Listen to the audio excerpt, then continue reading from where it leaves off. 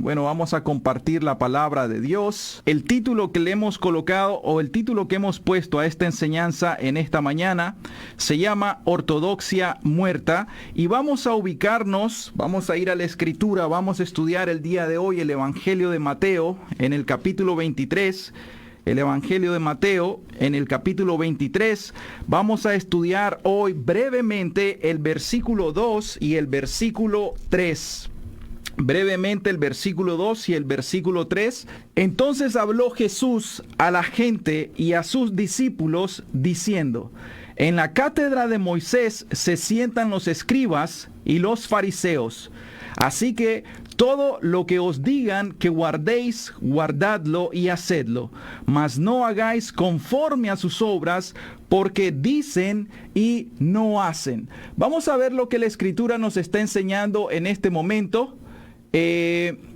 Nos está diciendo la Biblia, o sea, el Señor Jesucristo nos está mostrando en estos versículos que hay un tipo de enseñanza, que se puede recibir, pero que al mismo tiempo este tipo de enseñanza no se practica. Por eso el título de esta enseñanza es Ortodoxia Muerta. Voy a leer una vez más nuestros versículos en el Evangelio de Mateo, en el capítulo 23, versículo 2 y versículo 3, dice la Escritura: en la cátedra de Moisés se sientan los escribas y los fariseos. ¿Cuál es esa cátedra de Moisés? Esa cátedra de Moisés son las enseñanzas bíblicas, esas enseñanzas que en el tiempo del Señor Jesucristo se referían a lo que hoy conocemos como el Antiguo Testamento.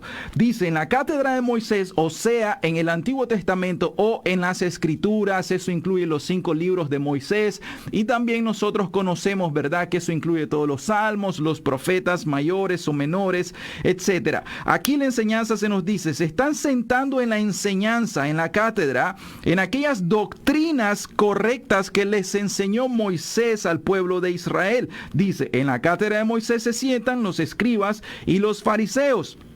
Pero luego en el versículo 3 dice Jesús: así que todo lo que les digan que guarden, guárdenlo. Pero luego añade algo el Señor y dice: háganlo, hacedlo, mas no hagáis conforme a sus obras, porque aquí hay algo que tenemos que hacer énfasis, porque dicen y no hacen. Voy a leerlo en la Nueva Versión Internacional para que veamos una traducción distinta en el español, ¿verdad? Lo que dicen estos versículos son: después de esto Jesús dijo a la gente y a sus discípulos: los maestros de la ley y los fariseos, estos son los escribas y los fariseos, son los líderes religiosos, tienen la responsabilidad de interpretar a Moisés. Oigan bien. Los maestros de la ley y los fariseos tienen la responsabilidad de interpretar a Moisés.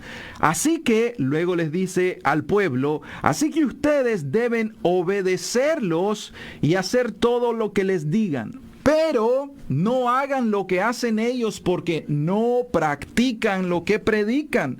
Escuchen lo que el Señor Jesucristo está diciendo enfáticamente. Ellos no practican lo que predican. Yo quiero enfocarme en primer lugar hoy que hagamos un retorno a nuestra historia, un retorno a la historia de estos 2000 años después del Señor Jesucristo. Nosotros vemos de que en el tiempo histórico, en la Edad Media, nosotros tuvimos un tiempo que le conocemos como la oscuridad, el tradicionalismo, el misticismo, en donde en realidad las personas en la Edad Media no tenían un acceso directo a las Sagradas Escrituras. No habían personas que les enseñasen las Sagradas Escrituras de acuerdo a lo que Dios había revelado desde la antigüedad a su pueblo para que pudieran andar en sus caminos. Entonces, durante un tiempo de oscuridad, de tradicionalismo, y con esto nos referimos a que se sobrepuso lo que es la tradición religiosa, que Jesús mismo dice es una tradición hecha por manos de hombres, una tradición de hombres religiosas, se sobrepuso antes que que las Sagradas Escrituras. Y fue en un tiempo también de misticismo en donde las personas, al no estudiar las Escrituras, se extraviaron y cada cual tenía visiones, cada cual tenía sueños, cada cual tenía apariciones, y entonces comenzaron a tener un misticismo religioso. Pero ustedes recuerdan que históricamente, a partir del siglo 16 vino algo que conocemos, la Reforma. Y la Reforma no fue algo más que un despertamiento a retornar a las Sagradas Escrituras. ¿Y qué quiero decir con esto? Un retorno a las Sagradas Escrituras quiso decir sencillamente de que las personas comenzaron a leer sus Biblias, y en las Biblias encontramos esto que el Señor Jesucristo está diciendo. Dice: los maestros de la ley y los fariseos tienen la responsabilidad de interpretar a Moisés, o en la versión Reina Valera, que dice: en la cátedra de Moisés se sientan los escribas y los fariseos. Entonces, la primera responsabilidad que nosotros tenemos es que, aunque pasamos un tiempo de oscuridad teológica, de oscuridad doctrinal, y esa doctrina correcta que es de acuerdo a las Sagradas Escrituras, que son inspiradas por Dios, Espíritu Santo, eso es algo que nosotros conocimos como un tiempo de oscuridad, porque las personas se extraviaron, porque las personas no quisieron o no escudriñaban las Escrituras. Pero vino la Reforma, se abrieron las Escrituras y hubo un despertamiento espiritual en ese momento y en los momentos posteriores, desde a partir de ese siglo XVI, que es un siglo clave, ¿verdad?, donde hubo un punto de inflexión, por así decirlo, en la historia del cristianismo actual. Entonces, hasta nuestro momento nosotros hemos tenido traducción de la Escritura al castellano, al español. Pero ahora vale la pena que nosotros marquemos esta enseñanza y estas palabras que el Señor Jesucristo nos está diciendo también, porque dice que en la cátedra de Moisés se sientan los escribas y los fariseos. Estos son los maestros de la ley, aquellas personas responsables por enseñar al pueblo. Pero hay algo, dice: todo lo que le digan, guárdenlo. A eso nos referimos con todo lo que digan de acuerdo a las Sagradas Escrituras, no a la tradición y no al misticismo, ¿de acuerdo? O sea, todo lo que les digan, porque están en la cátedra de Moisés, eso quiere decir todo lo que se enseñe de forma ortodoxa. ¿Qué quiere decir ortodoxa? Orto quiere decir recto, correcto. Doxa quiere decir enseñanza. Entonces, al final, toda la sana enseñanza, toda la sana doctrina que nosotros podamos recibir, que sea derivada de las Sagradas Escrituras, nosotros podemos recibirlas. Dice: así que todo lo que os digan, guárdenlo. Dice: guárdenlo. Pero el Señor Jesús está agregando un componente, un elemento más. Dice: guárdenlo no solamente en el intelecto o en la mente, no solamente en el corazón, sino que luego dice Jesús: y hacedlo, o sea, pónganlo por obra. Eso quiere decir el principio de la obediencia. Cada vez que nosotros estamos entonces escuchando una sana doctrina, cada vez que nosotros estamos escuchando que alguien nos predica correctamente las Escrituras, nos abre el libro de las Escrituras, la Biblia, entonces nosotros escuchamos, lo atesoramos en la mente, lo analizamos, lo procesamos, lo meditamos, luego de eso lo llevamos al corazón. Pero falta algo más. Dice el Señor Jesús: pero no hagan lo que hacen ellos, porque no practican lo que predican. ¿Qué está diciendo? Mas no hagan conforme a sus obras, porque ellos dicen, pero al final ellos no hacen. Ahora, es importante, como les dije, por eso hicimos, ¿verdad?, hincapié en aquel evento histórico en la Edad Media, porque a mí me llama la atención de que esto mismo estamos viviendo en este tiempo. ¿Cuál es el problema? Usted se podrá sorprender y va a decir: ¿cómo puede ser posible que el hermano diga que estamos viviendo un tiempo de oscuridad en este tiempo donde nosotros tenemos tantas Biblias, tenemos tantas aplicaciones, tenemos tantos canales de YouTube, tenemos programas radiales? El problema no está en que no se predique la sana doctrina. En primer lugar, vean, nosotros necesitamos retornar a la ortodoxia cristiana. ¿Qué quiere decir retornar a la ortodoxia cristiana? Quiere decir que nosotros, en primer lugar, tenemos la responsabilidad de escudriñar las Escrituras. Queridas personas que nos están escuchando en esta mañana, usted tiene una gran responsabilidad, no solamente de tener una Biblia. Usted tiene la responsabilidad de escudriñar las Escrituras, y esto todos los días. Usted necesita volverse a las Escrituras, no a lo que diga un pastor, no a lo que diga un predicador, no a lo que diga el Papa, no a lo que diga un obispo, no.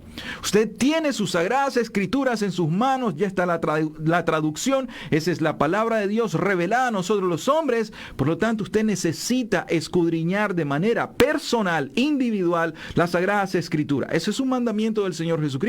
Escudriñad las Escrituras, porque a vosotros os parece que en ellas tenéis la vida eterna, y ellas son las que hablan de mí, dice el Señor Jesucristo. Pero lo segundo es que retornemos a las sanas doctrinas, a la ortodoxia cristiana. Quiere decir esto que nosotros debemos de saber bien quién es Dios, o la persona de Dios, ese Dios santo, ese Dios justo, ese Dios que al final en realidad Él es Dios de amor, Dios de misericordia, Dios de paciencia, pero que nosotros sabemos que Dios no va a tener por inocente al culpable. Cuando sabemos que Dios es un juez y es un juez justo, nosotros nos damos cuenta que al final del tiempo vamos a comparecer ante el tribunal de Cristo para darle cuenta por todas nuestras obras con las cuales hicimos durante nuestra vida, hayan sido estas buenas o hayan sido estas malas. O sea, compareceremos ante el tribunal de un Dios justo y de un Dios santo. ¿Y qué le vamos a decir en aquel tiempo? Entonces usted necesita retornar a las sagradas Escrituras, a la sana doctrina. ¿Quién es Dios? Dios es Dios de amor, amén. Pero ese Dios de amor, recuerde una cosa, es un Dios santo. Y al ser un Dios santo, Dios aborrece, abomina el pecado. Y lo aborrece infinitamente. Tiene que saber eso. Entonces, hay un dicho que se dice hoy en día: Dios ama al pecador, pero aborrece el pecado. Está bien. Pero si el pecador no aborrece al pecado y no se vuelve de su mal camino a Dios, entonces se va a perder eternamente, porque amó el pecador más al pecado que a Dios. Por lo tanto, el pecado trae consecuencias de carácter eterno. El pecado te trae una mancha, el pecado te trae una culpa, el pecado te trae una condenación y te trae un juicio, y ese juicio es eterno. Es un juicio de condenación eterna. Entonces, aunque Dios te esté amando el día de hoy, enviándote el Evangelio, enviándote una palabra, y te dice: vuélvete a mí, vuélvete a mí, conóceme, pero al final el pecador dice: no te quiero conocer. Entonces, la ortodoxia cristiana tiene que conocer quién es Dios, quién es Cristo, quién es el Espíritu Santo. ¿Qué es heterodoxia? La heterodoxia cristiana, que es el falso evangelio, aquello que el apóstol Pablo dice en Gálatas 1, ¿verdad? Si alguno viene y te predica otro evangelio, heteros quiere decir en el griego otro, algo diferente, heterodoxia, otra doctrina. Si hay alguien que te viene a preguntar, a predicar otra doctrina, por ejemplo, ¿quién es Jesucristo? Jesucristo es la segunda persona de la Divina Trinidad. ¿Quién es el Espíritu Santo? Es la tercera persona de la Divina Trinidad. O sea, que Jesús es Dios, amén. Que el Espíritu Santo es Dios, amén. Y hoy en día un testigo de Jehová, por ejemplo, te va a decir: Jesús no es Dios. Y luego un unicitario te va a decir: el Espíritu Santo no es Dios. Y entonces al final nosotros tenemos que pararnos por la verdad revelada en las Sagradas Escrituras. No importa lo que dice la teología de los hombres, ¿qué dice la Escritura acerca de la persona de Cristo? ¿Qué dice la Escritura acerca de la persona del Espíritu Santo?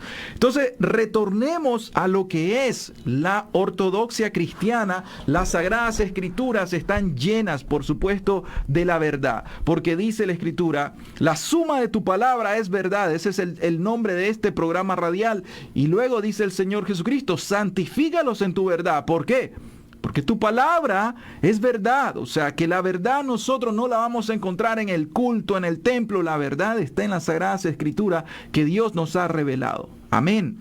Ahora, el problema está en que, como le pusimos a este título ortodoxia muerta, quiere decir de que aunque nosotros tengamos hoy en día un reavivamiento de la sana doctrina, escuche bien esto, porque hay muchos seminarios teológicos que ellos están en una doctrina correctamente están enseñando, dice, en la cátedra de Moisés, se sientan los profesores, los maestros de la ley, los que están enseñando en seminario, los pastores, los obispos, los predicadores, etc. Ellos pueden enseñar correctamente. Pero el problema ahora no es este. El problema es que Jesús está diciendo: no hagan conforme a sus obras, porque dicen y no hacen. O sea, ¿qué pasa cuando viene un pastor y te predica un buen sermón? Te predica y usted dice, usted asiente con la cabeza y dice: oye, eso es bíblico, eso es correcto. Pero de repente vas y comenzás a escudriñar la vida del pastor y te das cuenta de que él no está viviendo lo que está predicando, que eso es lo que dice la versión en NBI, porque dice, pero no hagan lo que ellos hacen porque no practican lo que predican. ¿Qué tal si de repente tu pastor que te predica contra no fornicarás, no adulterarás, y de repente te das cuenta que él es un adúltero o él es un fornicario? ¿Qué tal si tu pastor te está predicando no mentirás, pero te das cuenta de que él mismo miente? ¿Qué tal si tu pastor te está predicando no robarás, pero te das cuenta que él mismo roba? Entonces es cuando venís a reflexionar, porque sos una persona inteligente y racional, así te creó Dios a su imagen y semejanza, y entonces comenzás a decir, pero ¿por qué este pastor me dice que no debo robar y él mismo roba? ¿Por qué este pastor me dice que no tengo que ver pornografía, pero él mismo es esclavo de la pornografía? Entonces tu raciocinio comienza a despertarse y dice, algo no está bien. Él está enseñando correctamente, pero él no está viviendo lo que está predicando. Amén. Y eso es precisamente lo que Jesús te está diciendo hoy. Te dice, pero no hagas lo que ellos hacen porque no practican lo que predican. ¿Cuánto hemos escuchado nosotros, desgraciadamente, de muchos líderes religiosos cristianos que ellos no viven la palabra de Dios, no creen la palabra de Dios? Te voy a poner un ejemplo muy, pero muy clásico. Cuando vienen y te dicen que no se puede vivir en santidad. O sea, viene un pastor y te predica un sermón acerca, es necesario que vivamos en santidad, porque te dice el texto, sin santidad nadie verá al Señor. Y todos en el auditorio dicen, amén, sin santidad nadie verá al Señor, seamos todos santos. Pero a la hora de la práctica, el mismo pastor te dice, sí hermano, pero no podemos dejar de mentir porque todos mienten. Sí hermano, pero no podemos dejar de codiciar porque todos codician. Sí hermano, pero no podemos dejar de ser amargados porque todos nos amargamos. Sí hermano, y comienzan a justificar al pecado. Entonces ahí es donde yo vengo, yo, Alan Porras, y analizo y digo, ¿cómo es esto? ¿Cómo es esto? Entonces las personas pueden predicar un sermón, pero al mismo tiempo no vivir un sermón, se contradicen. ¿A quién tengo que creer? Jesús me está diciendo claramente, así que todo lo que os digan, eso guárdenlo y háganlo, pero no hagan conforme a sus obras que dicen y no hacen. Entonces, ¿qué es una ortodoxia muerta? Una ortodoxia muerta es que podés predicar un bonito sermón, es que podés leer la Biblia y tener conocimiento intelectual, es que pudiste haber ido al seminario teológico y saliste con una maestría en divinidad o en teología y también luego hiciste un PhD en teología o en divinidad y saliste lleno en tu mente de tanto conocimiento teológico, teórico, intelectual, pero no estás practicando lo que te enseñaron. O sea que al final el Señor Jesús va a decir, puedes tener ortodoxia, puedes tener sana doctrina, que eso es lo que hoy estamos viviendo mucha sana doctrina. Ponemos un canal de YouTube y decimos, este no me gusta, el otro sí predica bien y te quedas con el que predica bien, pero ¿y qué más? ¿Cuál es la transformación de tu vida? ¿Cómo ese mensaje poderoso del Evangelio que dice el apóstol Pablo, porque no me avergüenzo del Evangelio, porque es poder de Dios para salvación a todo aquel que cree? Si yo creo en el Evangelio tiene poder, pero ¿para qué? Así que si alguno está en Cristo, nueva criatura es. Las cosas viejas pasaron y aquí todas son hechas nuevas. Quiere decir de que el Evangelio tiene un poder espiritual para transformar mi vida, tiene una autoridad para transformar mi vida. Pero si yo no estoy viviendo lo que el Evangelio me ordena, entonces soy un rebelde, soy un desobediente y soy un irracional. Me van a disculpar, pero es irracional, al menos para mí, pensar de que una persona dice algo, pero que vive otra cosa. Aún yo razono con eso y yo digo, esto no puede ser posible. Hay un error aquí. O la Biblia está mal, o el hombre que está enseñando la Biblia dice bien las cosas, pero su vida es la que está mal. Y lo que encontramos nosotros en la práctica, ¿qué es? Yo les pregunto, ¿está mal la Biblia? No, la Biblia es verdad, proviene de Dios. Los que predican y te predican sana doctrina están mal, no, pero cuando ellos no viven lo que predican, ese es el problema. Y Jesús te lo está diciendo hoy, no hagan lo que ellos hacen porque no practican lo que predican. Entonces, eso es una aplicación para las personas que predican, pero yo te lo voy a aplicar a vos también. Yo necesito que vos te lo apliques. Yo lo necesito aplicar a mi propia vida. O sea, nosotros necesitamos analizar qué está pasando con nosotros. ¿Qué está pasando que semana tras semana nos estamos llenando la mente de tanto intelectualismo teológico y bíblico?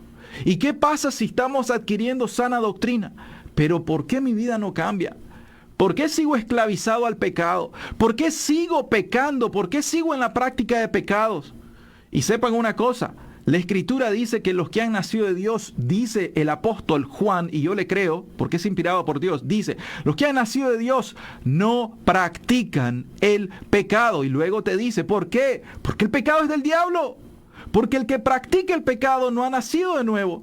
Entonces, cuando una persona vive esclavizada al pecado, vive en la práctica voluntaria de pecados conocidos, que ya Dios se los marcó, pero dicen, yo sigo en pecado, yo continúo en pecado, yo continúo en pecado, porque no puedo dejar de pecar. Entonces yo te voy a decir, entonces Cristo no te ha libertado. Podés profesar ser cristiano, pero no sos cristiano porque no has nacido de nuevo. Y me vas a decir, ay, dura es esta palabra, y entonces ¿quién podrá ser salvo? Será salvo todo aquel que por el poder de la palabra y por el poder transformador del Espíritu Santo, que es un poder regenerador, transformador y santificador, convierte tu vida. Y eso se llama conversión. Cuando Dios en el Antiguo Testamento dice, volveos, volveos de vuestros malos caminos, te está diciendo, ¿acaso Dios te está diciendo, analicemos, continúa en tus malos caminos y yo te perdono? No, te está diciendo, volvete de tu mal camino y vení a la senda correcta, volvete a las sendas antiguas de la santidad, el camino de Dios. Dijo un hermano hace poco, es un camino de santidad, por supuesto. Sin santidad nadie verá al Señor. Entonces, si nosotros predicamos sin santidad nadie verá al Señor y te decimos, no se puede vivir en santidad, ¿acaso no es nuestro mensaje autodestructivo? Se destruye por su propio argumento, cae sobre su propio peso. Entonces al final, sin santidad nadie verá al Señor. Y la exhortación que te hacemos es, tenés que vivir en santidad. Porque si no vivís en santidad práctica, santidad vivencial, entonces vas a perecer. Vas a perecer como los escribas, como los fariseos que en la cátedra de Moisés estaban descansando porque ellos tenían la sana doctrina, pero que al final de eso no practicaban y no vivían lo que ellos predicaban. Querida persona, este mensaje es para usted. Si usted ha llegado y ha caminado en la caminata cristiana hasta donde va y usted ha tenido buena doctrina, sana doctrina, usted se salió de una secta, se salió de la secta de los mormones, se salió de la secta de los testigos de Jehová, se salió de una religión apóstata también y se vino al camino del cristianismo, y con esto me refiero al camino del cristianismo bíblico. Pero ahora usted está creciendo en la gracia, en el conocimiento del Señor. Ahora usted está conociendo sana doctrina. Una cosa le hace falta: obediencia. Sin obediencia nosotros no podremos agradar a Dios. ¿De qué se complace más el Señor? Se complace el Señor de holocaustos, de víctimas, de becerros y de sacrificios que nosotros le demos a Él. ¿O no se complace más acaso el Señor? Esto lo dice 1 Samuel. ¿O no se complace más el Señor en que obedezcamos a su palabra? Por supuesto que la obediencia es lo que al Señor complace. Entonces la obediencia es lo que te va a dar la vida. Una ortodoxia muerta es aquella que tiene, voy concluyendo, es aquella que tiene un intelecto, tiene una doctrina y puede ser una doctrina correcta, esa es la ortodoxia. Pero es muerta, ¿saben por qué? Porque está desprovista de la vida que solamente el Espíritu Santo da. Tenés que nacer de nuevo si querés entrar en el reino de Dios. Y solo los que están en el reino de Dios son los que están vivos. ¿Por qué? Por el poder vivificador de la palabra y del Espíritu Santo. Dijo Jesús, las palabras que yo os he hablado son ¿qué? Son espíritu y son vida. Porque Jesús mismo es la vida eterna. Entonces, mis queridas personas, es necesario que el día de hoy nosotros analicemos y meditemos este mensaje, porque no solo nos debemos de quedar en una buena cátedra, en la cátedra de Moisés, en la cátedra de Pablo, en la cátedra de Pedro, en la cátedra de los apóstoles, o sea, en las Sagradas Escrituras. Amén. Ahí comenzamos, ahí comienza todo el fundamento en la mente. Pero ahora a usted le toca vivir la sana doctrina. Su vida tiene que tener ortodoxia, pero también tiene que tener ortopraxis. O sea, que usted tiene sana doctrina, pero que también su vida corresponde, su conducta corresponde, su práctica corresponde a esa sana doctrina. Y eso es un verdadero cristianismo. Que el Señor Jesucristo me los bendiga. Y este era el mensaje que traíamos de parte de Dios para usted. Y sabemos de que va a ser de bendición si usted lo recibe con un corazón dócil, un corazón que esté dispuesto para recibir esta enseñanza de parte del Señor y recibir esta bendición. Que Dios los bendiga.